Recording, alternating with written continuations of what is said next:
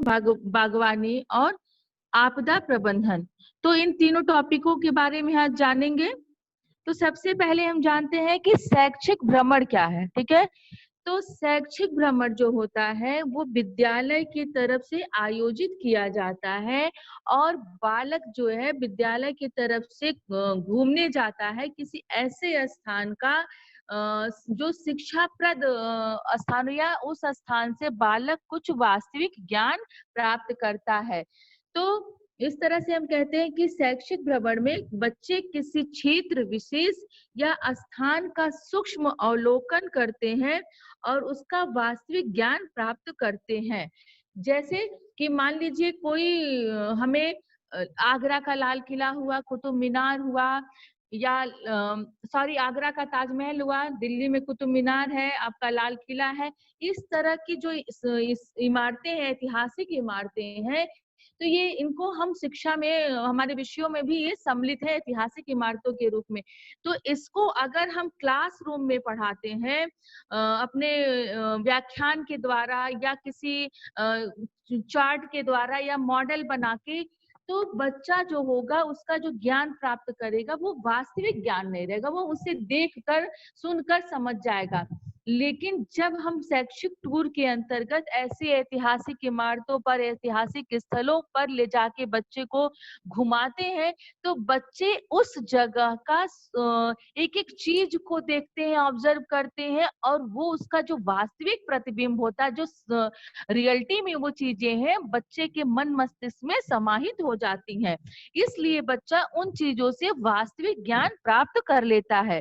तो शैक्षिक भ्रमण का यही है कि विद्यालय की तरफ से आयोजित कोई भी भ्रमण कराया जाए जिसमें बालक किसी क्षेत्र विशेष स्थान या क्षेत्र विशेष इमारतों का या स्थलों का अवलोकन करे और उसका वास्तविक ज्ञान प्राप्त कर सके। अब हम चलते हैं कि शैक्षिक भ्रमण का उद्देश्य क्या है। तो अगर हम शैक्षिक भ्रमण के उद्देश्य की बात करते हैं कि क्यों हमें शैक्षिक भ्रमण कराना चाहिए, क्या आवश्यकता है, क्या उद्देश्य है, तो इसका उद्देश्य है कि भ्रमण किए गए स्थान के व्यक्तियों, उनके कार्यकलापों, विभिन्न वस्तुओं, पेड़ पौधों आदि का अवलोकन करना। ठीक है, जहाँ पे हम इन बच्चों को घुमाने ले जाएं, वहां से संबंधित जो भी वहां के व्यक्ति हो, जिस तरह का समुदाय हो, जिस तरह का उनका रहन सहन हो, या हम किसी प्राकृतिक स्थल पर ले जाते हैं तो जहाँ जैसी वहां की वस्तुएं हैं, पेड़ पौधे हो, उनका हम ऑब्जर्वेशन या अवलोकन कर सके। दूसरा है शैक्षिक भ्रमण के दौरान उपलब्ध शैक्षिक सामग्री का संग्रह करना। यानी जब हम शैक्षिक भ्रमण पे जाते हैं तो उस जिस चीज को देखने जा रहे हैं, जिस चीज के बारे में ज्ञान प्राप्त करने जा रहे हैं, उससे रिलेटेड हम उन तथ्यों को शैक्षिक सामग्री के रूप में कलेक्ट करते हैं या संग्रह करते हैं। थर्ड पॉइंट है प्रत्यक्ष अवलोकन द्वारा पठन सामग्री को और अधिक स्पष्ट रूप से समझना। यानी जब हम उसको डायरेक्ट देखेंगे, अपने आंख से सीधे वास्तविक रूप में देखेंगे, तो वो हमें और ज्यादा क्लियर समझ में आएगा। लास्ट पॉइंट है भ्रमण के दौरान स्थान विशेष की समस्याओं से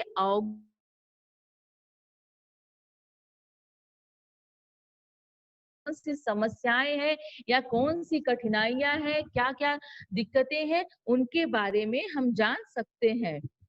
अब हम देखते हैं कि शैक्षिक भ्रमण की योजना बनाते समय ध्यान देने योग्य बातें। यानी जब हम प्लानिंग कर रहे हैं कि बच्चों का टूर लेके जाना है, शैक्षिक टूर लेके जाना है, तो हमें किन किन बिंदुओं पर ध्यान देना चाहिए। सबसे पहला, शैक्षिक दृष्टि से महत्वपूर्ण हो। यानी जिस प्लेस का हम चुनाव कर रहे हैं, जिस जगह का, वो हमारे शैक्षिक दृष्टि से महत्वपूर्ण होना चाहिए। वो सिर्फ घूमने फिरने की जगह न हो, यानी उसका जो ज्ञान प्राप्त हो वो शैक्षिक दृष्टि से, एजुकेशनल रूप से इम्पोर्टेंट होनी चाहिए। दूसरा है शैक्षिक योजना पूर्व में ही बना लेना चाहिए। ठीक है, इसका मतलब यह है कि जब तक हम जहाँ पे ट्रिप लेके जा रहे हैं, घूमने जा रहे हैं, उसकी प्लानिंग पहले से कर ले कि कैसे जाना है, कितना दिन लगेगा, कितना समय लगेगा, कौन कौन से बच्चे जाएंगे, किस साधन से जाएंगे, कब वापसी है, वहां रहने की क्या व्यवस्था है, इन सभी बिंदुओं पर हमें पहले से विचार करके प्लानिंग कर लेनी चाहिए। नेक्स्ट पॉइंट है शैक्षिक भ्रमण के समय बच्चों को सूक्ष्म अवलोकन कर,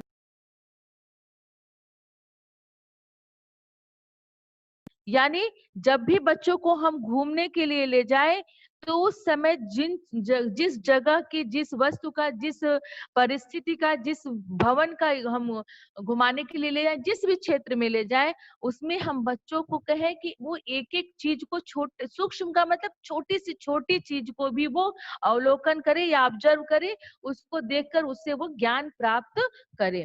तो ये थी शैक्षिक भ्रमण की योजना बनाते समय ध्यान देने योग्य बातें। अब हम आते हैं कि शैक्षिक भ्रमण का महत्व क्या है, क्यों हमारे लिए शैक्षिक भ्रमण जरूरी है। तो सबसे पहला है, शैक्षिक भ्रमण में बच्चों में सामाजिकता का गुण विकसित किया जाता है। ठीक है, क्योंकि जब बच्चा अपने घर परिवार आवाज से तो दूर, आ नहीं रही है। आवाज नहीं आ रही है, बड़ा प्रॉब्लम यहाँ से। आ रही आयुषी, है मैम। हेलो। सहपाठियों के साथ, अपने टीचर के साथ, तो जाने पर क्या होता है कि हम वहां पर एक दूसरे का सहयोग करना, एक दूसरे के साथ रहना, और हमें जो जिम्मेदारी दी जाती है उसका उत्तरदायित्व तो हमें करना होता है। तो इस तरह से जो सामाजिक गुण है, सहयोग का, प्रेम का, एक दूसरे के साथ रहने का, और इस तरह के सामाजिक गुण, हम उत्तरदायित्व का, इस तरह के सामाजिक गुण हमारे अंदर विकसित होते हैं। तो एक हमारा इम्पोर्टेंट यही है कि शैक्षिक भ्रमण के द्वारा बच्चों में सामाजिकता का गुण विकसित किया जाता है। दूसरा पॉइंट है, बच्चों में नवीन ज्ञान की खोज करने की प्रवृत्ति जागृत होती है। यानी जब बच्चा जो चीजें वो सिद्धांत के रूप में सुन रहा था, उसका जब वो वास्तविक रूप से में देखता है, तो उसके अंदर क्यूरियोसिटी उत्पन्न होती है, वो और नई नई चीजों को जानने का प्रयास करता है। तो इस तरह से बच्चे में नए ज्ञान को खोजने की टेंडेंसी या प्रवृत्ति जागृत होती है। अगला है, सूक्ष्म अवलोकन एवं निरीक्षण शक्ति का विकास होता है। जब बच्चे से कहा जाएगा कि उसको एक प्रोजेक्ट टाइप का दिया जाएगा कि आपको इस प्लेस का या इस चीज जगह का इन इन बिंदुओं का अध्ययन करना, पूरी चीजों के बारे में आपसे पूछा जाएगा, या आपको इसके बारे में समरी लिखनी रहेगी, या तो बच्चा क्या करेगा, छोटी छोटी चीजों का भी निरीक्षण करेगा, उसका ऑब्जर्वेशन करेगा। तो इससे बालकों में किसी भी चीज के तथ्य के बारे में छोटी चीजों का अवलोकन और निरीक्षण करने की शक्ति का विकास होता है। अगला है, बच्चों में वैज्ञानिक दृष्टिकोण पैदा होता है। यानी जब बच्चों को घुमाने ले जाते हैं, जब वो, मान लीजिए किसी बच्चे को किसी भी चीज के बारे में, लाल किले के बारे में बताया जा रहा है, तो बच्चा सिर्फ सुन लेगा बस, या चित्र दिखाएंगे तो एक लाल रंग की हम इमारत दिखा देंगे, ऐसे गुंबद लगा हुआ, तो बच्चे में बस उतना ही चीज वो रहेगा, उसमें क्यूरियोसिटी नहीं होगी। लेकिन जब वो जाके वहां देखेगा तो वो हर चीज के तथ्यों का, उसको उसकी सत्यता की जांच करेगा, और उसे सब चीजें सत्य दिखेंगी, तब बच्चे में इस तरह से वैज्ञानिकता के दृष्टिकोण का विकास होता है। आगे बढ़ते हैं, हम अब बागवानी को जानते हैं कि बागवानी क्या चीज है। ठीक है, तो बागवानी आप लोग अच्छी तरह से जान रहे हो कि जब हम अपने घर के पास गार्डन में, स्कूलों में, या जो भी जहाँ रहता है वहां पे फूल पौधों को लगाते हैं, वही बागवानी होती है। तो अगर हम इसको शब्दों के रूप में परिभाषित करते हैं तो कहा जा सकता है कि बागवानी एक कलात्मक विज्ञान है। सभी के बस की बागवानी करना सभी के बस का कार्य, क्योंकि उसमें हमारी रुचि अगर होगी, हमारे अंदर वो कला होगी, वो निपुणता होगी, तभी हम बागवानी कर सकते हैं कि किस तरह के फूल को लगाना है, किस किस तरह के पौधों का हमें कलेक्शन करना है। तो इन सब चीजों का हमें ध्यान और बहुत उनकी देखभाल की जरूरत पड़ती है। इसलिए कहा जाता है कि बागवानी एक कलात्मक विज्ञान है, और बागवानी करना एक कौशल पूर्ण क्रमबद्ध प्रबंधन तथा रेखांकन है। यानी कि एक तो कुशलता हमें आना चाहिए, वो उसकी स्किल होनी चाहिए। दूसरा, क्रमबद्ध प्रबंधन, यानी कब क्या करना है, कब पौधों का रोपण करना है, किस तरह से क्यारियां बनाने, किस तरह से हमें उनका कलम करना है, कैसे कैसे पानी, खाद, बीज, इस तरह से, और कब किस किस जगह पे कौन कौन से पौधे लगाने। तो ये एक सिस्टमेटिकली मैनेजमेंट की बात हो गई कि एक एक स्टेप बाय स्टेप हमें उनका प्रबंधन करना होता है और रेखांकन करना रहता है। यानी हमें उस तरह से उसको एक रूप देना होता है, और जिसमें हम पौधों की ऊंचाई एवं फूलों की रंग योजना के अनुसार पौधे लगाए जाते हैं। यानी कितने बड़े पौधे कहाँ पर, उससे छोटा पौधा, उससे बड़ा पौधा, और किस कलर के कॉम्बिनेशन के साथ, कि किस किस तरह से कलर वाले फूलों को हम डिस्ट्रीब्यूट करें कि वो देखने में हमें आकर्षक लगे। तो इस तरह से बागवानी जो होती है एक कलात्मक विज्ञान होता है, और जब हम उसे सही क्रमबद्ध तरीके से और वो फूलों के जब लगाते हैं, तब उसको देखकर हमारे मन मस्तिष्क में उसके प्रति अट्रैक्शन होता है, और उस आकर्षण का चित्र हमारे मन में उभर कर आ जाता है। तो बागवानी जो है हमारे क्या देखिए, फसलें बहुत तरह की होती हैं, कई प्रकार की फसलें पौधे पाए जाते हैं, जैसे फल, साग, सब्जियां, जड़ एवं केंद्रीय फसल, और मसाले, औषधियां, सुगंध वाले फूल, मशरूम, पान, मधुमक्खी पालन, खाद्यों की जैसे जैसे विविध क्षेत्र, इस तरह के अलग अलग चीजों की बागवानी की जाती है। तो बागवानी एक तरह से हमारे लिए रोजगार का भी काम करता है, कि हमें आमदनी भी मिलती है। इसके अलावा ये पर्यावरण के लिए एक मित्र की तरह, एक साथी की तरह होता है, पर्यावरण की सुरक्षा करता है, और हम उत्पादन की अलग अलग प्रक्रियाओं को, अलग अलग विधाओं को जानने के साथ साथ हमें ये अच्छे रोजगार का अवसर भी देता है।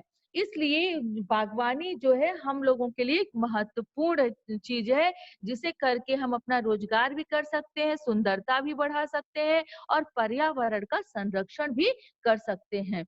इसीलिए विद्यालयों में भी हमें बच्चों को पर्यावरणीय शिक्षा देनी चाहिए, यानी पर्यावरण से संबंधित शिक्षा बालकों को देनी चाहिए, जिससे बालकों में बाल्यावस्था से ही पर्यावरण की संरक्षण और स्वच्छता की चेतना या उस तरह की अभिवृत्ति या एटीट्यूड का बच्चे के अंदर विकास हो, और बच्चों से विद्यालय परिसर में बागवानी के तहत वृक्षारोपण और पौधों को लगवाना चाहिए, और उनसे बच्चों को इसलिए भी प्रेरित किया जाए पर्यावरण के संरक्षण के लिए, कि वो घर के भी, अपने घर में, घर के आसपास भी फूल और पेड़ों का वृक्षारोपण करे या पौधे लगाए।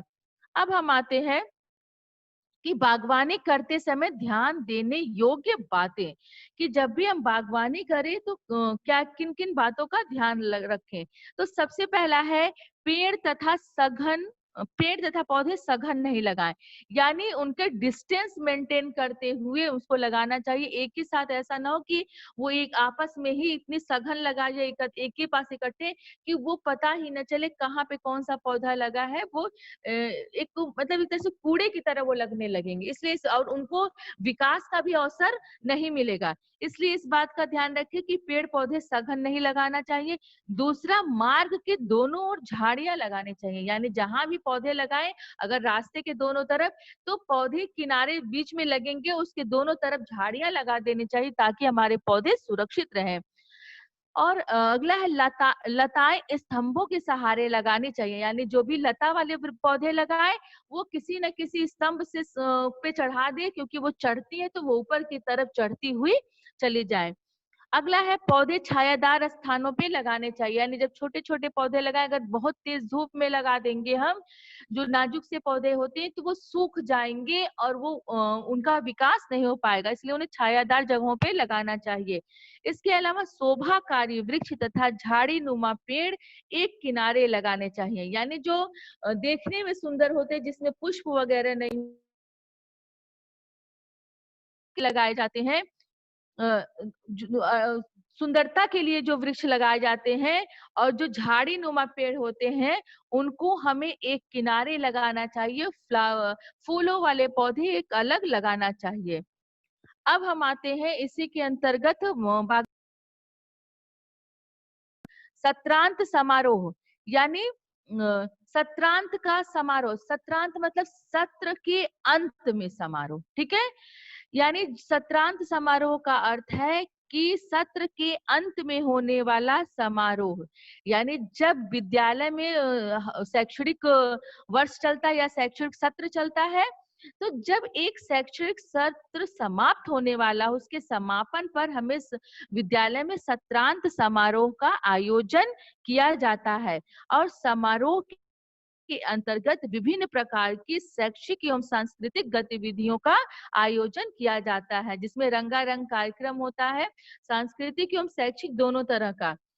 तो जो वर्ष में होने वाले विभिन्न तरह की प्रतियोगिताएं हों, खेल प्रतियोगिताएं हों, इसके अलावा जो छात्र छात्राएं क्लास में शैक्षिक रूप से फर्स्ट सेकंड आए रहते, उत्तीर्ण अच्छे नंबरों से उत्तीर्ण करते हैं, और जिन बच्चों की अटेंडेंस ज्यादा होती है, उपस्थिति का प्रतिशत ज्यादा होता है, इसके अलावा जो बच्चे अनुशासित रहते हैं, जो बच्चे डेली पूरे सत्र भर स्वच्छ तरीके से स्कूल में आते हैं, तो ऐसे छात्रों को सत्रांत समारोह में पुरस्कृत भी किया जाता है। इस तरह के समारोह में अभिभावकों को और स्थानीय गणमान्य व्यक्तियों को बुलाया भी जाता है, जो आसपास के लोग होते हैं। अब हम आते, तो ये सत्रांत समारोह हो गया कि सत्रांत समारोह में होने वाले कौन कौन से हम सहगामी क्रियाएं सत्रांत समारोह में कर सकते हैं। तो इसमें है पोस्टर प्रतियोगिता, ठीक है, सबसे पहला पोस्टर प्रतियोगिता। तो पोस्टर प्रतियोगिता से आप लोग सभी लोग भली भांति परिचित हो। इसमें जब हम सत्रांत समारोह कराते हैं, सत्र के अंत में जो भी स्टूडेंट्स होते हैं पढ़ने वाले या जो प्रशिक्षु होंगे, उनको छोटे छोटे ग्रुप में बांट दिया जाता है और प्रत्येक समूह को निर्देश दिया जाता है कि जो भी सत्र में क्रियाकलाप कराया गया उससे संबंधित किसी विषय वस्तु पर वो पोस्टर का निर्माण करें। कभी कभी शिक्षक या अध्यापक भी अपने अनुसार आपको प्रकरण सेलेक्ट कराते हैं कि आप इस टॉपिक पर पोस्टर बनाइए। दूसरा हम आते हैं प्रोजेक्ट कार्य, कि बच्चों को सत्र के लास्ट में हम या प्रशिक्षुओं को छोटे छोटे समूहों में बांट देते हैं और शिक्षक द्वारा किसी भी विषय पर या तो जो पूरे ईयर में कराया जाता है उसमें से या कोई नया टॉपिक बच्चों को दिया जाता है, जिस पर बच्चों को प्रोजेक्ट बनाने के लिए कहा जाता है और बच्चे उसे करके प्रस्तुत करते, समूह में करते हैं या व्यक्तिगत रूप से, जैसा उन्हें दिया जाता है। नेक्स्ट है भाषण प्रतियोगिता, ठीक है, भाषण जिसमें हम अपने विचारों की अभिव्यक्ति करते हैं, तो भी हमारे विचारों को प्रदर्शित करने का माध्यम होता है भाषण।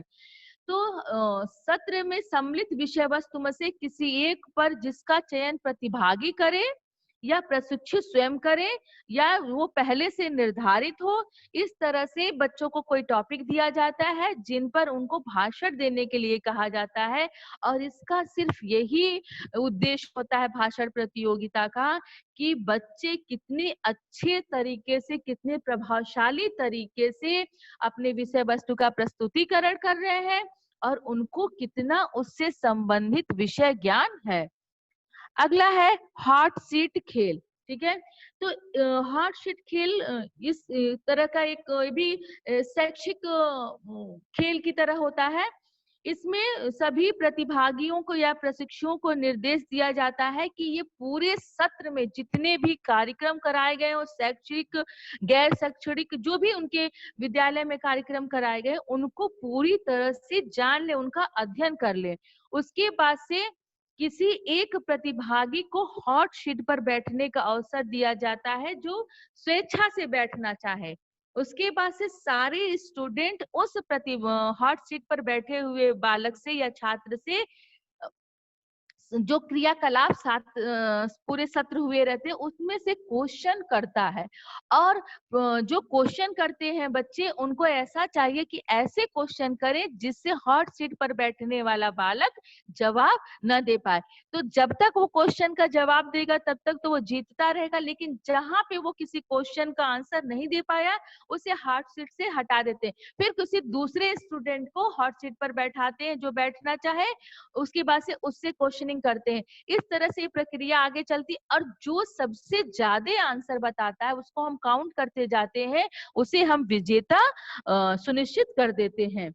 अगला है सुलेख प्रतियोगिता, यानी सत्र में सम्मिलित विषय वस्तु ओके, मुख्य बिंदुओं पर सुलेख लिखने के लिए कहा जाता है। सुलेख का मतलब सुंदर लेख, आप लोग जान ही रहे हो, नकल लिखना, जितना सुंदर लिखा जा सके, इस तरह की भी प्रतियोगिता कराई जाती है। नेक्स्ट है गद्य से पद्य एवं पद्य से गद्य में रूपांतरण, यानी कि प्रशिक्षुओं को कुशलता लाने के लिए, उनकी क्षमता का आकलन करने के लिए ये विषय वस्तु को एक विधा से दूसरी विधा में रूपांतरित करने की टेक्निक होती है। यानी कोई पोयम है तो छात्रों से या प्रशिक्षुओं से कहा जाएगा आप इसे एक गद्य का रूप, एक कहानी का रूप या एक लेख टाइप का लिखिए। और कोई गद्य का पैराग्राफ है तो उसको आप पोयम में या पद्य में कन्वर्ट करिए। तो इस तरह के और भी सब कई सारे प्रतियोगिताएं होती हैं जो इस तरह से आयोजन किया जाता है। ये आपका समाप्त हो गया।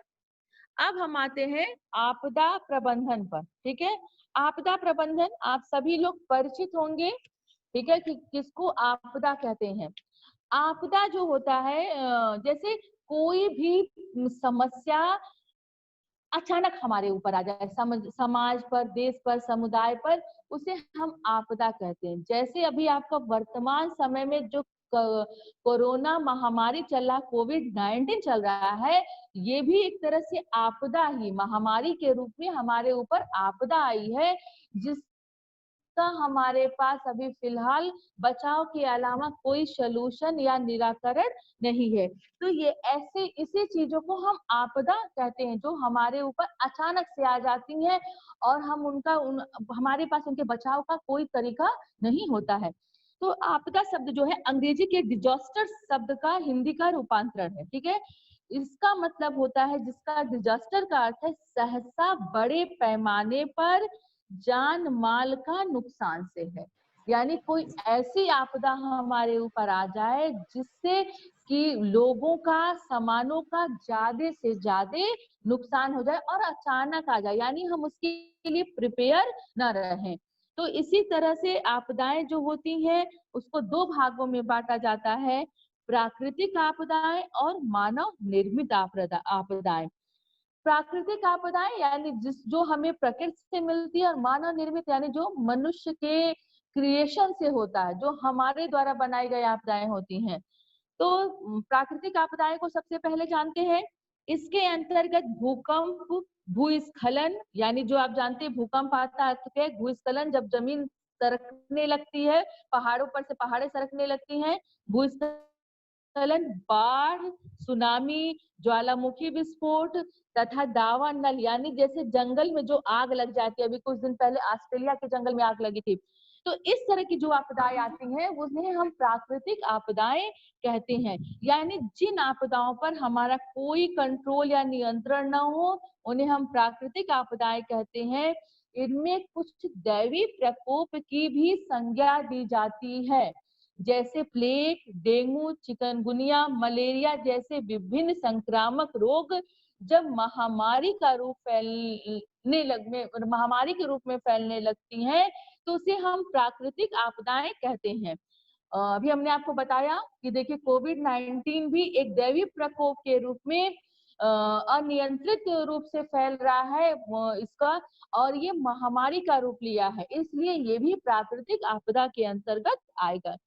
अब हम आते हैं दूसरा जो है मानव निर्मित आपदाएं, यानी जो मनुष्य ने खुद उन आपदाओं का जिम्मेदार है, रिस्पॉन्सिबल है, वो मानव निर्मित आपदाएं होती हैं। जैसे युद्ध की कंडीशन, युद्ध जब करा दिया जाए, जैसे प्रथम विश्व युद्ध हुआ था, द्वितीय विश्व युद्ध हुआ था, या अभी भी आक्रमण हो रहा है, तो युद्ध की कंडीशन हो गई। नाभिकीय विस्फोट, जो टेस्टिंग चलती है न्यूक्लियर का देशों में, ये भी हमारी मानव निर्मित आपदा है। बमबारी, जहां पर बमों का अटैक किया जाता है दुश्मन देशों के द्वारा, ये सब ऐसी चीजें हैं जिससे सामान्य नागरिक प्रभावित होता है। ठीक है, और आजकल देखिए जो युद्ध का रूप है वो बदल भी गया है, जैसे जैविक युद्ध और रासायन युद्ध। अभी आप लोग न्यूज सुन रहे होंगे कि कोविड-19 को जो महामारी का रूप लिया गया है, ये बताया जाता है कि ये चीन के किसी लैब से वो जैविक प्रयोग कर रहे थे, जैविक युद्ध की तैयारी के समय, उसी से रिसाव की वजह से ये बीमारी फैली है। ऐसा रिपोर्ट आ रहा है, ठीक है।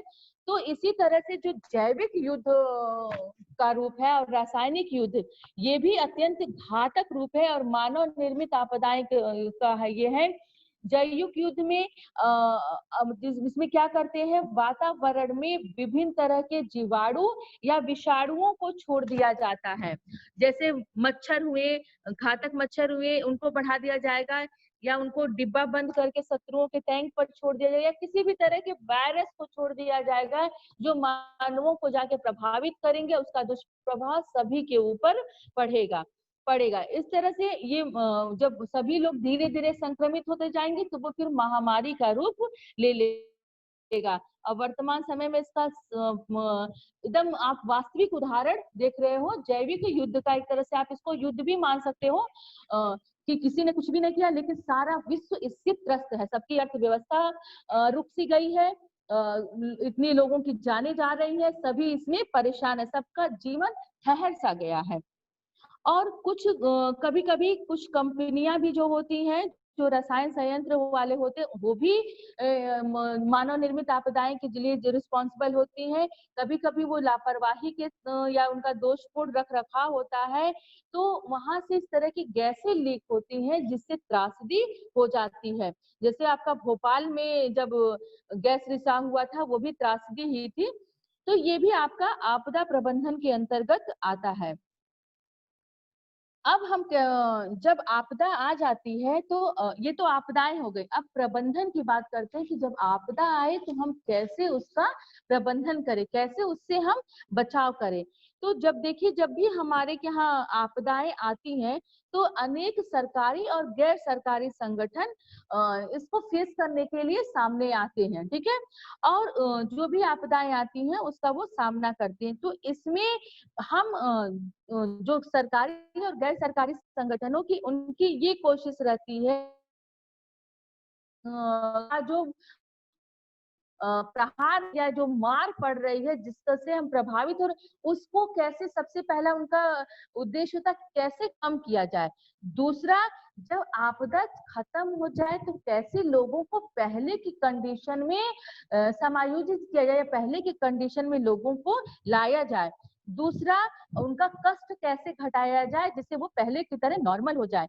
तीसरा, जब नॉर्मल हो जाए तो उन्हें फिर काम धंधे में लगाया जाए, उनका जीविका का विकास किया जाए, उनके लिए जीविका से संबंधित कार्यों को का निर्माण किया जाए या उनको जीविका के क्षेत्र में लगाया जाए। तो जो ये 3 काम होते हैं कि सबसे पहले हम उसको उसके मार कम करें आपदा के, दूसरा लोगों के कष्ट को कम करके आपदा समाप्त होने पर उनको सामान्य किया जाए और उनके लिए रोजगार के अवसर लाए जाए। ये हमारा आपदा प्रबंधन के अंतर्गत आता है कि जब भी मानव निर्मित या प्राकृतिक आपदाएं आए तो हम इस तरह से उनका प्रबंधन करें। तो ये हमारा आपदा प्रबंधन हो गया। अब हम आते हैं कि आपदा प्रबंधन जब भी आए तो हमें जागरूक रहना चाहिए। जागरूकता के लिए कुछ प्रमुख बिंदुएं हैं।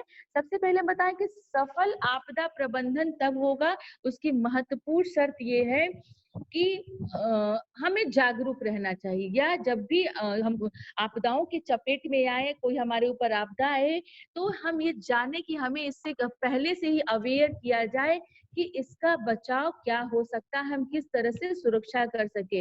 इसके लिए देखिए, आपकी रेड क्रॉस सोसाइटी है, वो मतलब सभी लोगों को किसी भी तरह की आपदाएं आती हैं तो उनकी वो उन लोगों को सजग करती है, उनकी बचाव करती है। इसके अलावा कारागार पुनर्वास एवं पुनर्निर्माण नीति है, ये भी हमें आपदा प्रबंधन से के लिए जागरूक करती है और हमारा बचाव करती है। तो आपदा प्रबंधन में सही निगरानी और मूल्यांकन का एक महत्वपूर्ण घटक है कि हम जागरूक हों। इसके अलावा यदि हम आपदा का सही मूल्यांकन कर सके तो राहत भी सही तरीके से पहुंच सकते हैं कि ये आपदा किस स्तर तक, किस सीमा तक जाएगी, क्या क्या नुकसान हो सकते हैं, इसको कैसे हम रोक सकते हैं। तभी हम इसको समझ पाएंगे, उसके रोकने का उपाय कर पाएंगे जब उसका हम सही तरह से आकलन कर लेंगे, मूल्यांकन कर लेंगे। अब उसमें जो पॉइंट है, सबसे पहले है सुप्रशिक्षित कार्यदल और घटना स्थल पर यथाशीघ्र उपलब्धता आपदा प्रबंधन का मूल मंत्र है। यानी जिस तरह के भी आग, आपका किसी जगह आग लग जाता है, वो भी एक तरह से आपदा ही हो जाती है।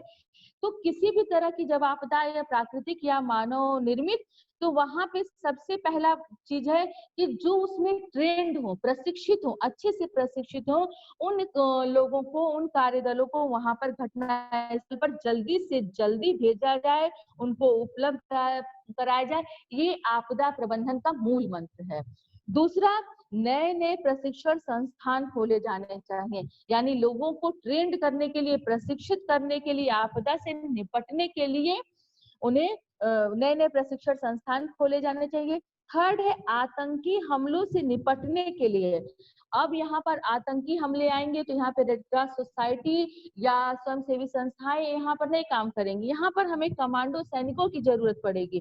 तो आतंकी हमलों से निपटने के लिए कमांडो और राष्ट्रीय सुरक्षा गार्डों की संख्या में पर्याप्त वृद्धि करना, यानी ज्यादा से ज्यादा संख्या में हम इनकी भर्ती करें। और इसके साथ साथ उनका विकेंद्रीकरण होना चाहिए। यानी उनको अलग अलग, ये नहीं कि एक ही जगह के लिए उनका केंद्रीकरण कर दिया गया, एक जगह के, उनका विकेंद्रीकरण हर क्षेत्र में उनको भेजा जा सके, जहां पे आवश्यकता पड़े उनको वो वहां पर शीघ्र पहुंच जाए।